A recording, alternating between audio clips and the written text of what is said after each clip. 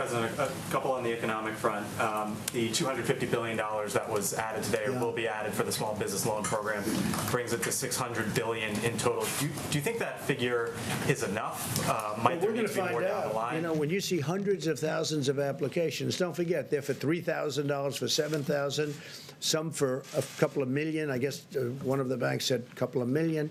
So they're for different, very varying amounts of money. And there's a limit on the top, and then there's really no limit on the bottom as to what it might be.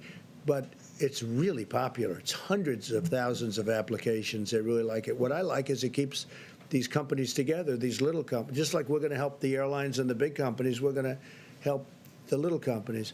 And the banks are running. Nobody's equipped to do a thing like that, but the banks are equipped.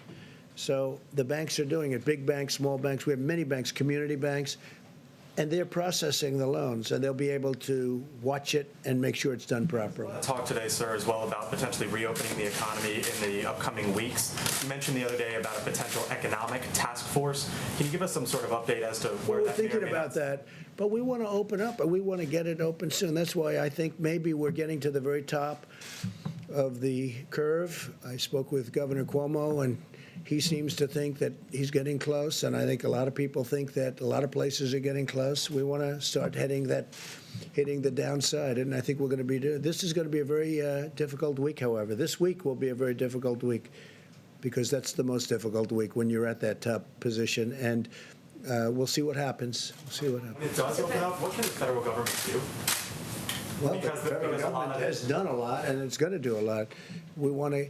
I really think that with the stimulus, we can be maybe even beyond. We're going to do perhaps infrastructure, which you wouldn't have gotten approved before, and now people are looking to do it. And the beauty is we're paying zero interest, or very close to zero interest. In some cases, we're paying actually zero, have no interest charge. And the dollar is very strong, and people are investing in the dollar. They want, you know, the fact that we have the strong currency. We have the currency. Our currency is everything. And other companies, other countries want to be in our currency. So we're getting all of the investment wanting to come into the dollar. The dollar is the strength. The dollar is the whole ballgame. We have a strong dollar. Other currencies are going down, way, way down in some cases. You look at other countries, I won't mention them, but other countries are going down 22%, 25%, 28%, and it's very hard for them. That makes it much more difficult. With us, our currency is relatively now stronger than it ever was, or it was over the last few years relative to other countries. It's always relative to other countries, but our currency is very strong. So therefore, people want to invest.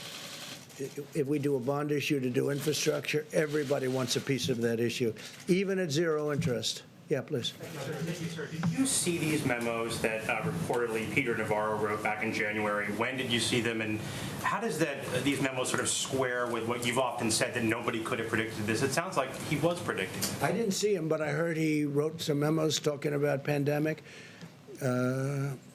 I didn't see him. I didn't look for him either.